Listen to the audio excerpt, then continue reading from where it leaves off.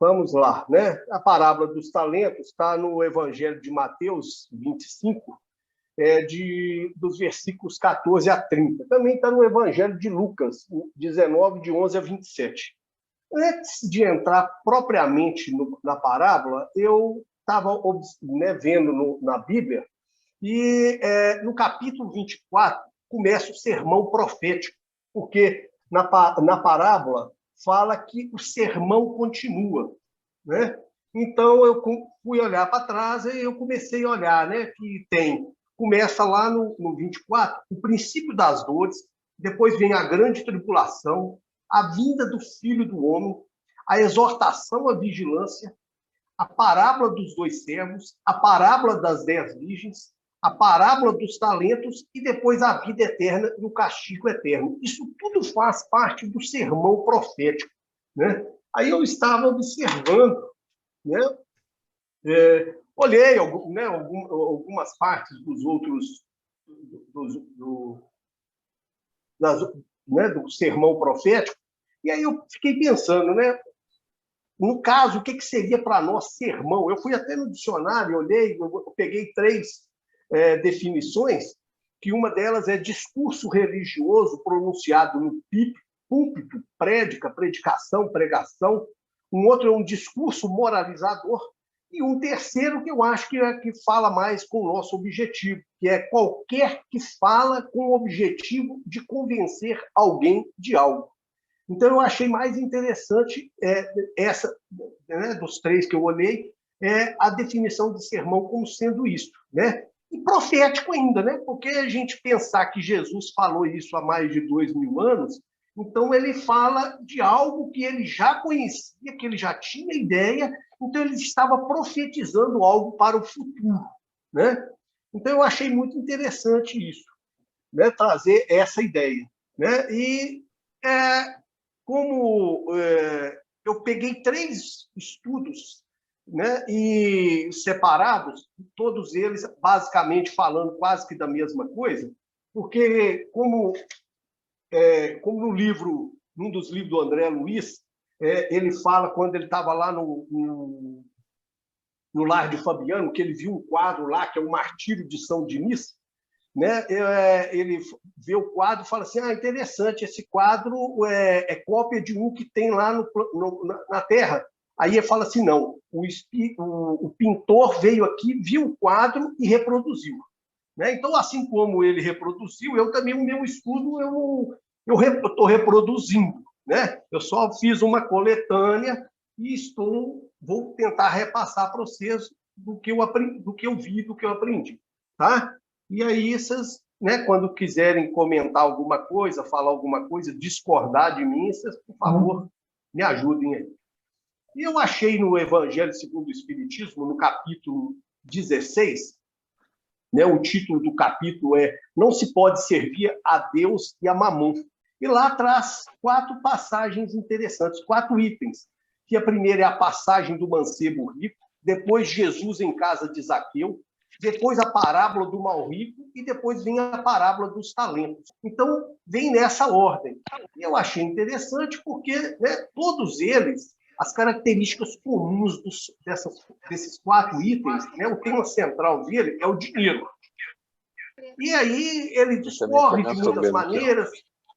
Alguém está querendo falar alguma coisa? Eu estou com o microfone aberto. Tá, vou continuar então. Né? No Evangelho, ele coloca como assim a característica de todos esses itens sendo o dinheiro em si. Mas o dinheiro em si, ele não é um instrumento de perdição para nós, né? O mau uso dele, sim, passa a ser um instrumento de perdição, né? É uma tentação, é uma fascinação que a gente tem com o dinheiro, porque, né, se você pensar na vida de hoje, né, sem dinheiro a gente não faz praticamente quase nada. Na época de Jesus também, né, o dinheiro já era uma coisa complicada também. Então, resumidamente, seria isso. E ele coloca que, né, o dinheiro é uma prova mais arriscada do que a miséria. Né? Eu também achei, né, bem mais complicado. A gente conhece N histórias aí mostrando, né, que o dinheiro em si, principalmente na parábola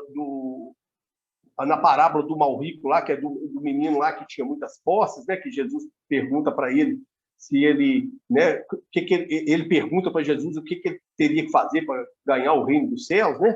Aí Jesus comenta sobre que ele tinha que largar tudo e seguir ele e tal. Então a gente já conhece essa história.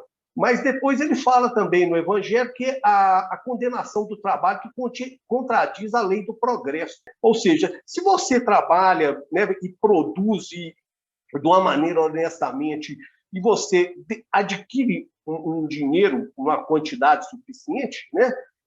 Isso aparentemente seria, às vezes, uma contradição, né, com a lei do progresso, porque a lei do progresso ela precisa, né, precisa realmente de dinheiro para construir, para poder crescer. A gente observa que sem as grandes empresas, as pesquisas, todas elas dependem de dinheiro, né? E o dinheiro hoje ele está concentrado, né, proporcionalmente a questão das pesquisas e tudo isso depende de dinheiro. E o dinheiro está concentrado proporcionalmente numa quantidade de pessoas, na mão de uma quantidade de pessoas muito menor.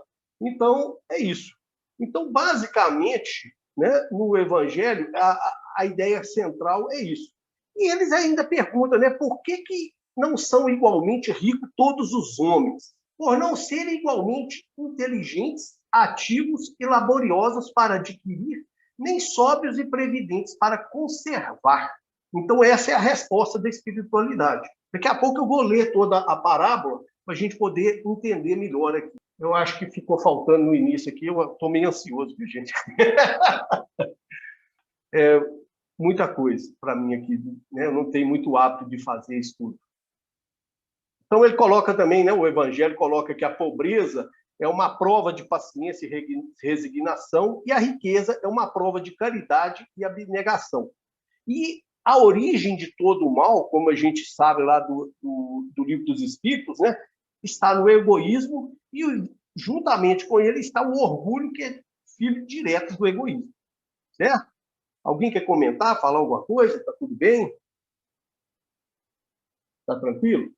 Eu vou ler a passagem aqui, que eu já devia ter feito isso, vocês me desculpem, mas eu vou ler aqui de novo. De novo, não, vou começar lendo ela agora.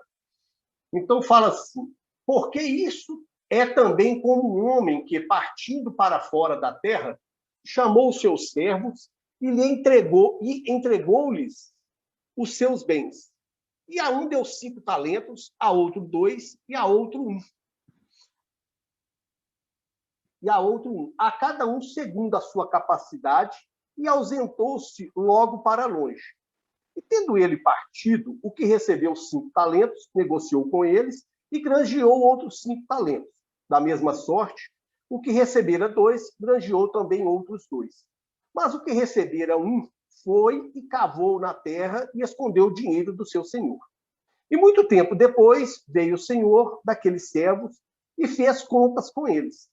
Então, aproximou-se o que recebera 5 talentos e trouxe outros 5 talentos, dizendo: Senhor, entregaste-me 5 talentos. Eis aqui outros 5 talentos que granjeei com eles. E o Senhor lhe disse: Bem está, servo bom e fiel. Sobre o pouco foste fiel, sobre muito te colocarei. Entra no gozo do teu Senhor. E chegando também o que tinha recebido 2 talentos, disse: Senhor, entregaste-me 2 talentos. Eis que com eles granjeei outros 2 talentos. Disse-lhe o Senhor: Está bem, bom e fiel servo. Sobre o pouco foste fiel, sobre muito te colocarei. Entra no gozo do teu Senhor. Mas chegando também o que recebera 1 talento, disse: Senhor, eu conhecia-te, que és um homem duro, que ceifas onde não semeaste e ajuntas onde não espalhaste. E, atemorizado, escondi na terra o teu talento. Aqui tens o que é teu. Respondendo, porém, o seu senhor, disse: Mau e negligente servo, sabes que ceifo onde não semeei e ajunto onde não espalhei.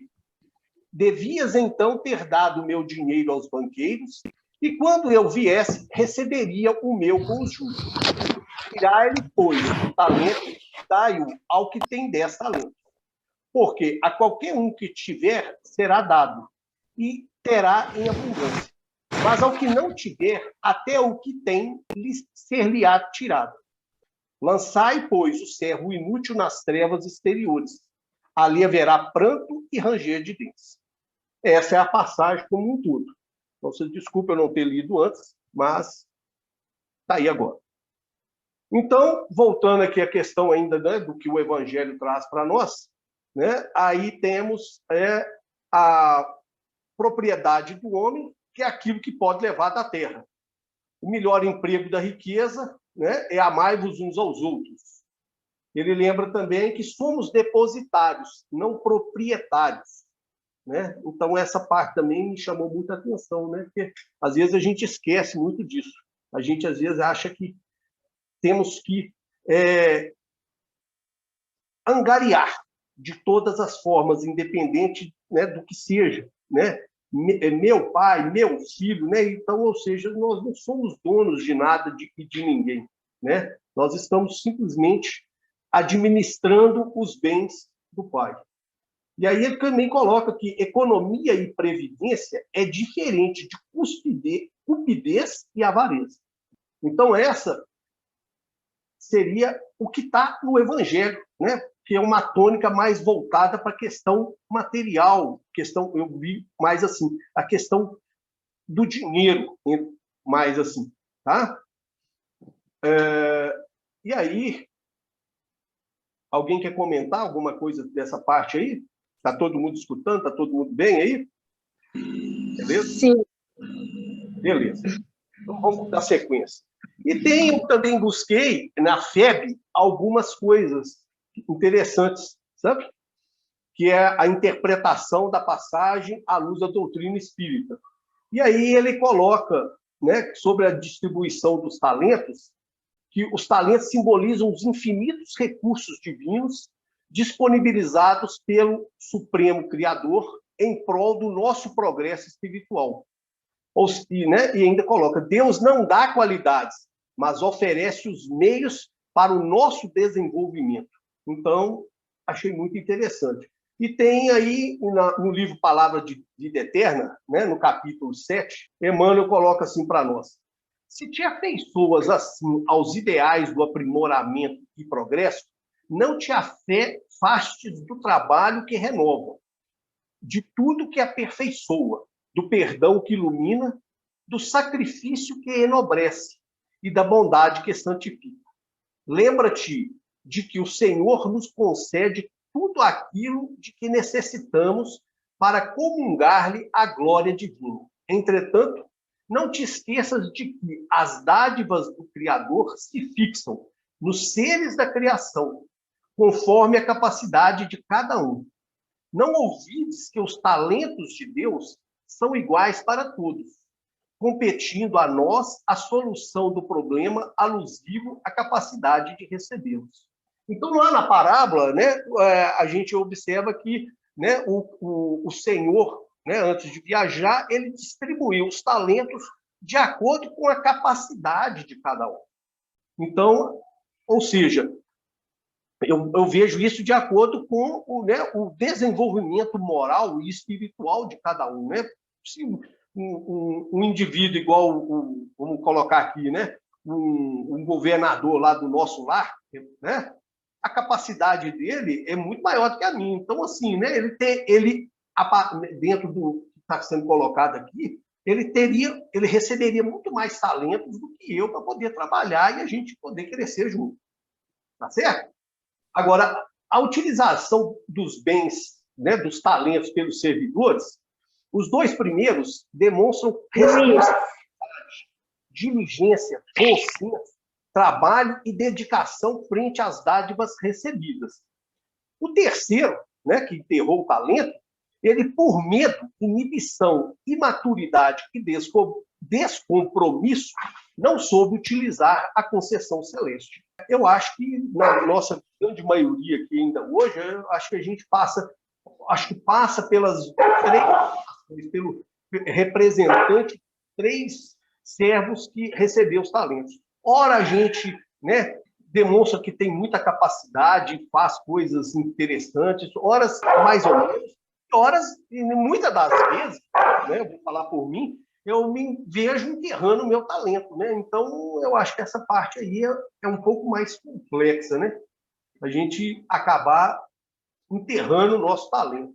Então, vamos lá, né? Aí, depois disso, nós temos o aferimento do resultado. Os dois servos, bom e fiel, né? A criatura que aproveita os recursos divinos em prol do adiantamento do próximo e de si mesmo. Então, essa é que é a multiplicação dos talentos que ele coloca, né? Ele aproveita para si e ainda, né, no caso do talento como sendo algo divino, ele espalha ainda esse talento. Agora, o servo mau e negligente, ele é uma criatura que não sabe aproveitar nem o pouco que recebe. Ou seja, ele está estacionado no processo evolutivo. Luiz, está me ouvindo bem agora? O médio? Tá baixinho, mas eu estou te escutando, Léo. Não, é só fazer um comentário aqui. Melhorou. Eu estava pensando assim na questão do talento, porque todo mundo fala assim, cada um dá a cruz que ele consegue carregar, né? Mas a Sim. justiça divina, a lei divina, não é só feita de cruz também, né? Ela é só feita também de Não. talentos. Eu quero dizer o seguinte, também você recebe talentos, igual na parábola, que você dá conta deles, né? Então, assim, eu acho isso legal porque a lei divina, ela é justa, né? Além, entre outras coisas, ela é justa. Então, assim, se você está em determinada circunstância, em determinada posição, ou está em determinado local na vida, aquilo não é de graça, né? Aquilo não é por acaso. Então, essa parábola eu acho ela bacana, porque ela nos convida a pensar no lugar que a gente está na vida e na nossa responsabilidade naquele lugar, né? Como que a gente precisa, naquele lugar que nós estamos, a gente corresponder o que a lei divina nos pediu. Então, assim, nós não estamos falando aqui de sofrimento, de expiação, que a gente associa à cruz. Nós estamos falando de talento, né? Que é a gente receber recursos, receber possibilidades e a gente potencializar isso em favor, em conformidade à lei divina, né? Isso mesmo, né? Acho que não tem, né? É uma parábola assim que a gente já estudou muito, né? Então, Aham. né? Depois, daqui a pouco eu vou trazer uma visão do, porque eu tenho uma terceira visão aqui de um outro palestrante que eu achei muito interessante. Eu não, são coisas que ainda não tinha escutado. Por isso que aparentemente eu estou correndo aqui um pouquinho, mas eu queria trazer esses aqui também, que são coisas que a gente procura e acha aí na internet fácil. Então, voltando aqui ao assunto ainda do aferimento do resultado, Humberto de Campos, no livro Luz Acima, no capítulo 33, ele fala assim: ao terceiro confiou apenas um talento, aclarando cuidados. Aposta-te desta lâmpada sublime e segue. É a dor, o dom celeste da iluminação espiritual. Acende-a em teu campo de trabalho em favor de ti mesmo e dos semelhantes. Seus raios abrem acesso aos tabernáculos divinos. Então, é um chamamento mesmo, né, para nós, que no meu. Continuar falando aqui de mim, né, que muitas das vezes a gente ainda enterra o talento. Então, ele está fazendo um chamamento: só acende essa lâmpada, aposta dela e segue, porque tem muita coisa, né, para a gente trabalhar aí na obra divina aí. Ele comenta aqui assim: tirai-lhe, pois, o talento e dai-o a quem tem 10 talentos, porque a qualquer que tiver será dado e terá em abundância, mas ao que não tiver, até o que tem ser-lhe-á tirado. Lançai, pois, o servo inútil nas trevas exteriores. Ali haverá pranto e ranger de dentes. Então, o pessoal lá da fé coloca que todo aquele que diligencia por corresponder à confiança do Senhor, receberá auxílio e proteção para que possa aumentar as virtudes que possui. Então, ou seja, né, todas as vezes que a gente está trabalhando em favor e estiver em comunhão com a lei divina, a gente vai estar sempre angariando mais recursos para que a gente continue crescendo. Né? É isso que a lei fala para nós. Mas aquele que não se esforçar para acrescentar alguma coisa àquilo que recebe da misericórdia divina, expiará em futuras reencarnações de sofrimentos a incúria, a preguiça, a má vontade de que deu provas, quando lhe será privado até do pouco que teve por empréstimo. Isso foi Rodolfo Caligares que falou no livro Parábolas Evangélicas, no item Parábola dos Talentos. Tem uma reflexão aqui, mas eu vou deixar essa reflexão aqui para o final. Lembrei o nome do caboclo aqui, que ele fala, é o Haroldo Dutra, tá, gente? Eu ouvi uma palestra dele e achei, assim, sensacional. Não sei se todo mundo gosta dele, se concorda com ele, né, a visão dele, né, mas eu achei muito interessante. Tá? Alguém quer comentar mais alguma coisa aqui? Pode falar, Salomão. Tem uma coisa interessante, só para pontuar aí, Luiz, é o seguinte: imagina um cara que vem e recebe aí a oportunidade de, por exemplo, igual no meu caso, tocar violão. Beleza? Sim. É um artista. Então, ele vem, está com essa oportunidade, tem a oportunidade de aprender. Está na vida dele ali e tal, ele trabalha com qualquer coisa e vai estudar. Ele tem duas opções. Ele pode se dedicar ao violão, mesmo que não seja profissionalmente, e aprender alguma coisa. Ou ele pode simplesmente ignorar isso, tá certo? E seguir a vida dele. O que eu quero dizer com isso? Que o talento não tem que ser algo que vá dar sustento à vida dessa pessoa. Mas pode ser algo que ele pode se valer para poder ajudar as outras pessoas ou, sei lá, dinamizar a própria encarnação dele. E sendo esse um trabalho que ele vai fazer, qualquer que seja ele, eu coloquei o violão aqui porque eu gosto, né? Uhum. Ele pode sair dessa encarnação com algo mais. É um talento, é uma oportunidade. Está na sua mão desenvolver ou não.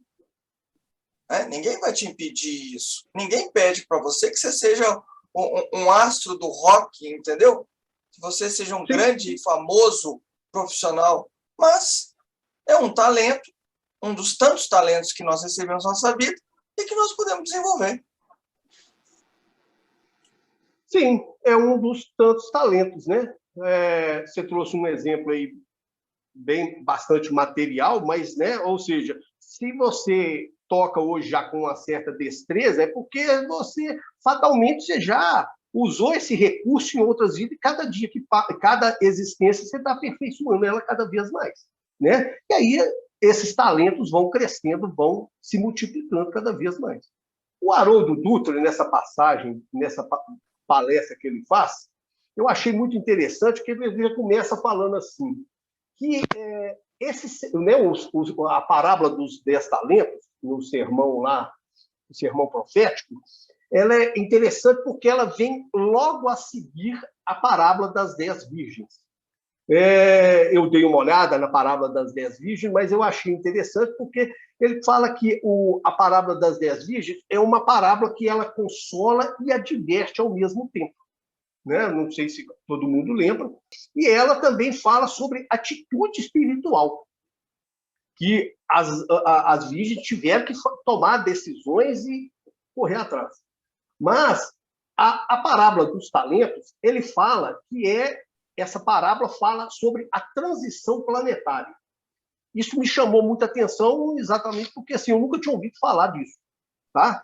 Então, no final, eu até vou depois colocar o link da palestra, se alguém quiser ouvir ela como um todo, porque eu não vou dar conta de, né, falar de tudo, mas eu achei muito interessante. Né? Então, ele fala que essa passagem deveria começar assim. A transição planetária será como um homem e aí continua a parábola, que partindo para uma terra distante, então ele coloca, né, como se fosse essa a transição planetária. E aí, quando ele coloca assim, ele coloca que nenhuma luz que deseja brilhar pode ofuscar, né? Ou seja, a partir do momento que você já está brilhando, igual o que o Salomão falou, né? Ele já tem um certo brilho, no caso do violão, essa luz vai continuar brilhando cada vez mais a partir do momento que ele se dedicar cada vez mais. Então, é uma parábola, ele fala que é como uma luz da lua, que ilumina sem violentar. Achei muito interessante também. Aí ele coloca que a parábola também, quando Jesus falou por parábolas, ele falou para o espírito, e não para o encarnado. Né? Não o homem material aqui encarnado especificamente. Ele falou para nós, o espírito, né? Seja ele de um lado ou de outro. Né? E como se fosse um saco de sementes. Né? Você não sabe que tanto que isso vai frutificar, né? As parábolas. Ele também coloca que é interessante, porque é o seguinte, quando Jesus fala também por parábolas, quando a gente pensa na idade de Jesus, que Emmanuel coloca, né, que a evolução dele se perde na poeira dos sóis, então você imagina o seguinte, todo o conhecimento dele, né, bilhões de anos de evolução, está condensado numa parábola. Como é que é a capacidade dele de colocar todo o conhecimento dele dentro de uma parábola? Por isso que todas as vezes que a gente estuda, né, o nosso nível de entendimento vai mudando, exatamente em função dos talentos. A partir do momento que os talentos, né, você vai adquirindo mais talentos, você vai tendo uma visão diferenciada, ou seja, a gente vai tendendo a chegar mais próximo do que Jesus queria falar nas parábolas. Então, também na parábola, quando fala sobre os últimos dias, né, no sermão profético, né, ele não está falando sobre catástrofe física, ele está falando que tudo está em movimento, que a lei de destruição ela não é uma lei que acaba com as coisas, é uma lei de renovação, porque ao mesmo tempo que está destruindo, aquilo ali está se reorganizando, está apontando para esses últimos dias, ele está apontando para um fim de um ciclo de evolução espiritual, ou seja, está terminando um período e começando um outro, uma nova era. Seria toda conquista, seja ela física ou espiritual, tem um período de aprendizagem. Então, nós estamos passando por um período de aprendizagem. E, aos poucos, a gente está mudando isso. Então, toda aparente catástrofe, toda coisa aparentemente que aparentemente nos destrói, ela simplesmente está nos preparando para coisas grandiosas. Porque né, eu lembrei do Chico Xavier, desde a infância dele. O que ele passou, por tudo que ele passou, né, as dificuldades que ele teve desde a infância, para chegar num ponto de ser o que ele foi, né, para nós aqui encarnado. Porque se ele não tivesse experimentado determinadas situações, dores e tal, às vezes as pessoas iam chegar para ele e ele não entenderia o que estaria acontecendo. Né? Então, assim, às vezes aquilo que parece ser ruim para nós hoje, na verdade não é. Então, é questão de ajuste na nossa vida. Então, ele fala que na transição, né, que rumos está tomando os acontecimentos do planeta. Às vezes a gente olha, né, você fala assim, pô, mas a gente está aqui com esse monte de talento, a gente tenta fazer as coisas e parece que o planeta só está piorando. Aí ele coloca aqui o seguinte, será que Jesus, que criou tudo isso aqui, será que todas essas situações do planeta está à revelia do conhecimento dele? Será que ele não está sabendo o que está acontecendo? Jesus, quando ele falou, né, dessas parábolas, ele previu, né, tudo isso que estava acontecendo. Eu até lembrei do livro A Gênese, porque lá no final ele coloca que tem seria assim, a espiritualidade estaria no alto do monte, nos observando caminhar por um vale. Então, como a gente está no vale, a gente não enxerga o que está para frente. Mas aqueles espíritos que estão numa posição bastante superior, eles conseguem avaliar aonde cada um está indo. Né? Olha, aquele ali, se ele continuar naquele caminho, ali tem um riacho, né, a ponte está quebrada e tal, ali, aquele outro ali tem uma onça lá, aquele outro ali, ó, ele tem plantações que ele consegue se nutrir, e assim por diante. Isso fala lá no livro A Gênesis. Então, eu achei bastante interessante essa questão de que Jesus sabia o que a humanidade ia passar. Né? Lógico que entra a nossa questão do livre-arbítrio, mas os detalhes de cada um é diferente. Mas, assim, pelo rumo que a humanidade estava passando, ele tinha condição de prever o que ia acontecer. A gente consegue ver isso em pequena escala na nossa vida. E Jesus também, de tempos em tempos, ele mandou pessoas, espíritos, reencarnarem, né? Pediu a espíritos para reencarnar para poder nos ajudar. É só a gente começar a lembrar lá, né? Francisco de Assis, né? Um deles, o próprio Chico também seria uma pessoa dessas que estaria nos ajudando aí como expoente para a multidão. E nas parábolas também, aparentemente, é uma palavra dura, né? Assim como na parábola que fala que o Senhor é duro. Mas não é que ele é duro, ele é justo, a justiça divina. É aquilo que você faz, você consegue recursos em cima do que você faz ou que você deixa de fazer. Ele comenta aqui na parábola das 10 virgens, o universo da parábola das 10 virgens é casamento, união, afeto, sentimento. E o que a parábola propõe? Vigilância e expectativa, que as 10 virgens tinham que vigiar e ficou na expectativa de esperar o noivo. Então, dentro disso daí, mostra que nós não somos nós que coordenamos nada do planeta. Nós somos partes do planejamento. Tudo que acontece, a gente tem que estar junto, né, nessa evolução. Nós não vamos conseguir resolver nada. Nós somos partes do planejamento. A história, para que a gente cresça, a gente não vai ter que resolver nada, porque esses espíritos expoentes, igual a gente, às vezes, ouve falar que vai ter uma mudança, que vai vir companheiros que vão nos ajudar a direcionar, nós não vamos ser esses direcionadores do planeta. Eu estou falando de mim. Mas eu sou parte desse problema. E se a gente não tiver essa ligação afetiva com o conteúdo do Cristo, a gente não vai conseguir esperar essa revolução toda acontecer. Ele fala que só espera quem confia, quem se entrega. Agora, já na passagem dos talentos, ele fala que aí, né, porque é uma sequência, né, porque é logo após, ele fala que não basta saber esperar mais, não basta ser só vigilante, ter um afeto, ter uma confiança.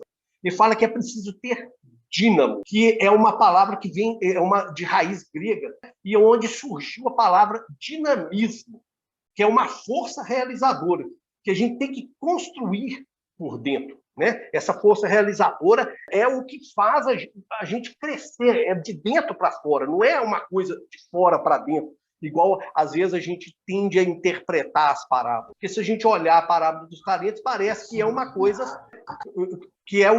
coisa externa, né? Você tem um talento, você tem um dinheiro, você resolve. Não é, é exatamente o contrário. Então, é o que ele fala, é algo que você tem que movimentar, né? Porque o que aconteceu? O que tinha 5 talentos, ele dobrou essa quantidade de talentos. Então, ou seja, teve um esforço dele, teve um dinamismo dele.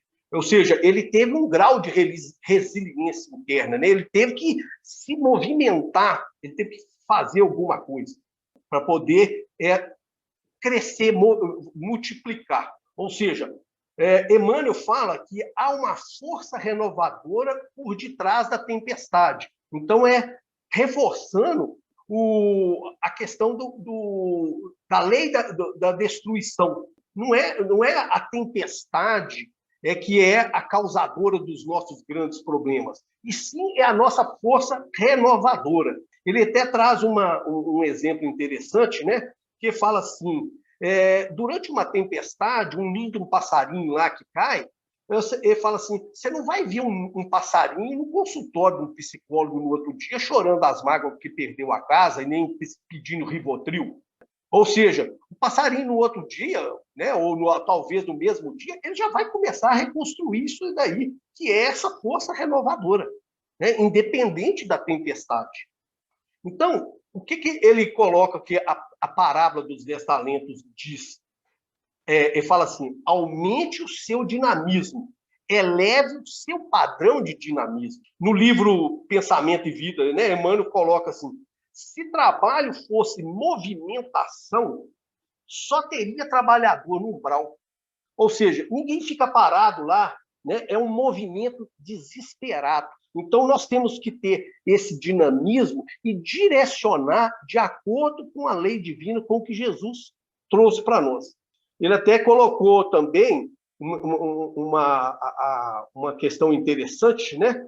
Que a questão do trabalho, que a Maria, irmã de Marta, foi elogiada por Jesus porque ela estava em silêncio, né? Porque às vezes o silêncio ele exige um alto grau de dinamismo para a gente poder crescer. Não é o silenciar de ficar calado, né? De às vezes não ter que fazer nada, né? Mas ele até coloca também um outro exemplo, né? Que Jesus com Pilatos, quando Pilatos pergunta para Jesus lá o que é a verdade, não sei o quê, e Jesus se silencia. Ou seja, Pilatos não estava pronto para receber a informação. Mas Pilatos também não fica calado. Ou seja, ele usou todo o dinamismo que ele tinha, mas levando aqui de novo para a questão do só teria trabalhador no umbral.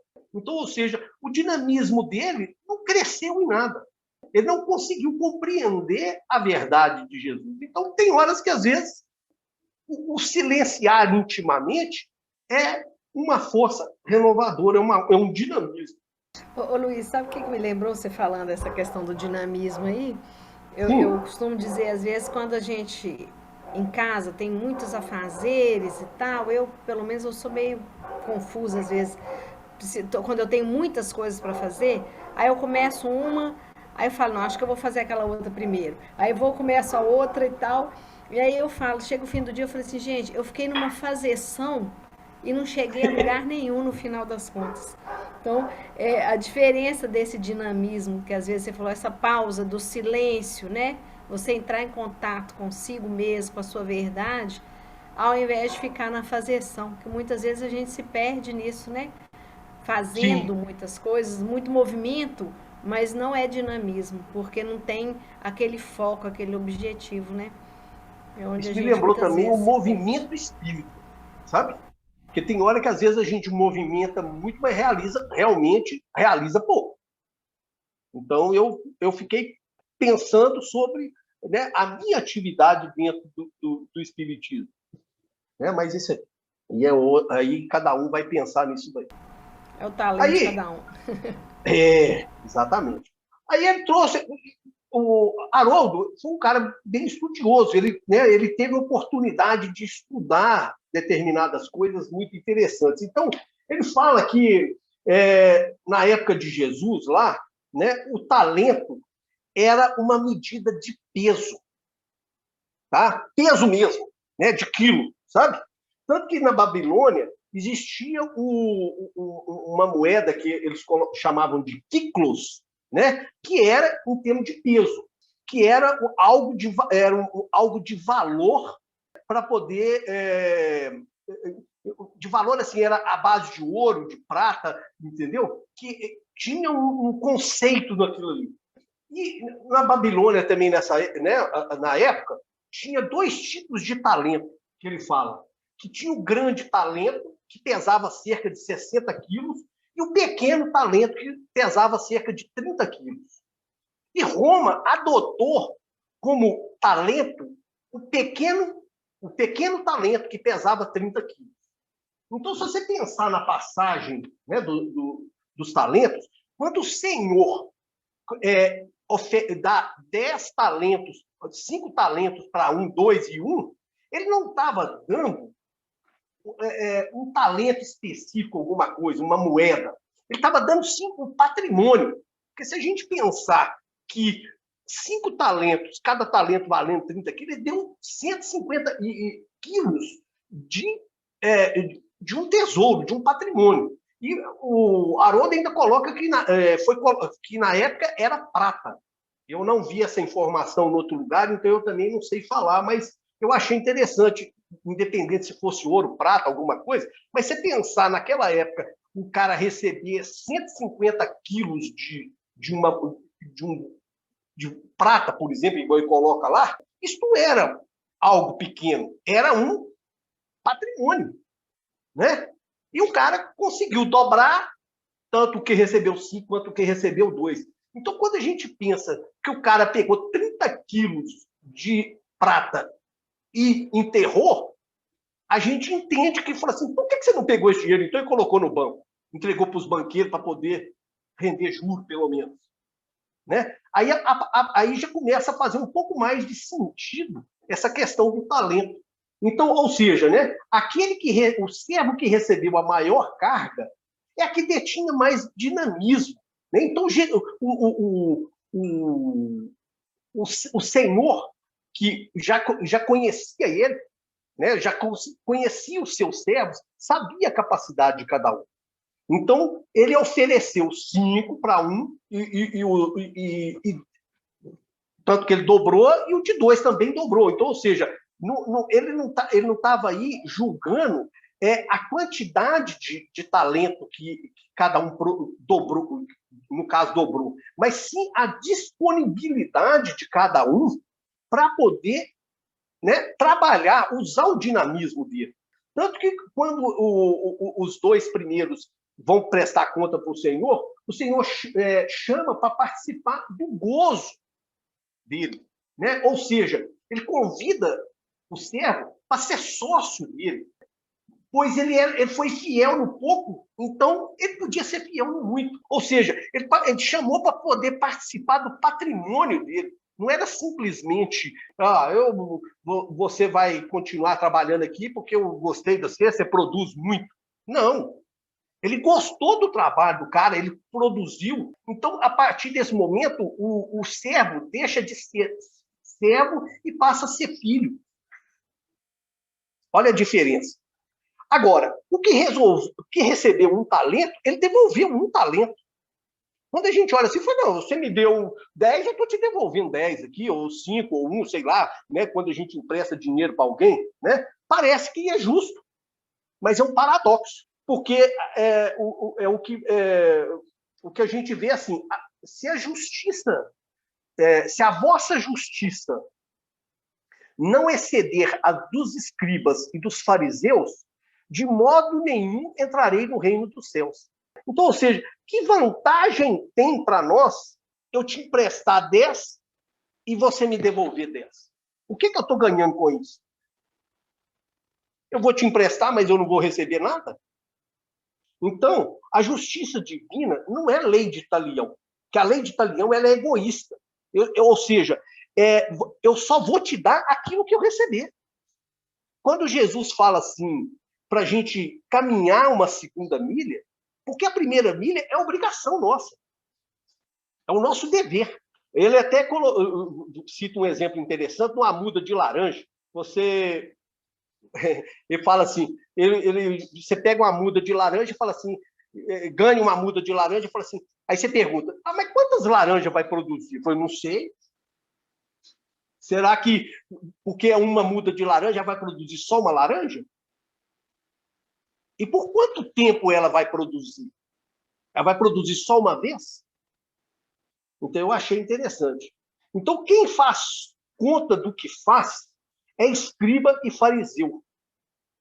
A lógica do amor é a lógica da multiplicação. Jesus fala isso o tempo todo, de multiplicar.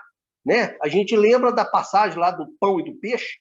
Ou seja, ele pergunta lá assim, o que tendes? Né? Ou seja, ele queria alguma coisa mínima que cada um tivesse para produzir, para multiplicar. Né? Porque a gente não sabe o quanto vai multiplicar. A gente sabe que pode multiplicar. Mas se você enterrar aquilo que você sabe, você nunca vai multiplicar nada. ele traz um exemplo também interessante, eu não sei quantas horas, ainda eu tenho mais 3 minutos, eu acho que vai dar tempo, né? De André Luiz, que durante muito tempo exerceu a medicina, mas só uma vez ele fez de graça. E ainda assim mesmo foi alguma coisa imposta, né? Porque a mulher já estava lá esperando, já tinha sido agendado, e ele pega e atende de qualquer jeito. Mas foi a única criatura que lembrou dele, depois que ele desencarnou. Aí ele coloca, né? A prece feita com valor, a gente não sabe a extensão. Às vezes, um muito obrigado, né? De alguma coisa nesse sentido. Então, esse é o problema do servo inútil, né? Daquele que não produz nada, né? Com ele ou sem ele, ele não faz falta nenhuma. Ele não faz mais do que a obrigação dele. Te dei um, toma um de volta. Você me deu um, Emmanuel coloca. O amor começa onde termina o dever. A multiplicação, multiplicar os talentos é você agregar aos seus deveres reencarnatórios o seu dinamismo, o seu colorido, o seu sabor espiritual. Multiplicar os talentos. Tem uma passagem interessante dele com o Rossano, que eles vão passear, estava chegando numa cidade e tinha um cemitério, e aí eles leram uma lápide lá, que falou assim, eu nunca vi isso na vida. Estava escrito na lápide assim, o fulano, né, o nome do cara, marido, pai e filho, saudade e mágoas. Né? Eu achei interessante também, do mesmo jeito que ele achou interessante, porque assim, às vezes o cara ele não fez mais do que obrigação, como marido, como pai, como filho, mas ainda ficou. Né? Então ele coloca ainda também que os problemas da transição planetária não são solucionados por nós, como eu comentei, mas por nós, pois somos partes do problema. Né? Então, ou seja, nós estamos, né, reencarnados aqui hoje em função que somos anjos decaídos, né? Nós viemos exilados do sistema de capela e assim por diante. Então, nós somos partes do problema. Né? Então, quem vai solucionar o problema não somos nós ainda deficientes desse jeito. Vai ter que ser espíritos de uma categoria diferente que vão vir, vão direcionar e vão, né? E vai nos instruir, vai nos levar, mas a gente tem que estar pronto para isso. Ou seja, né, quando a gente muda o olhar para a vida também muda o olhar para a gente. E ele coloca ainda, né, que eu dei uma enxugada aqui, que a desencarnação é o final da parábola. Tá? Porque ali, quando ele fala que a gente, né, no finalzinho aqui, né, lançai, pois, o servo inútil nas trevas exteriores, ali haverá pranto e ranger de dentes. Ou seja, se você não usou todos os seus talentos, né, se você não precisa ser tantos, mas o que você tem, se você conseguiu usá-los bem, se você conseguiu multiplicar ele de alguma maneira, não é só devolvendo aquilo que você recebeu, nós vamos realmente, sim, estar crescendo. Aí ele coloca ainda que Emmanuel fala assim, a mão niveladora da morte. Né? Ou seja, quando chegar o desencarne mesmo, os nossos talentos é que vai falar do lado de lá, e não vai ser assim, quanto de dinheiro eu tive, o que eu fiz, o que tal. Vai ser realmente os nossos valores morais, os nossos talentos que a gente conseguiu multiplicar, porque eles não são dados pelo Pai. Né? Nós temos a semente de tudo. O que nós conseguimos frutificar disso? Ok?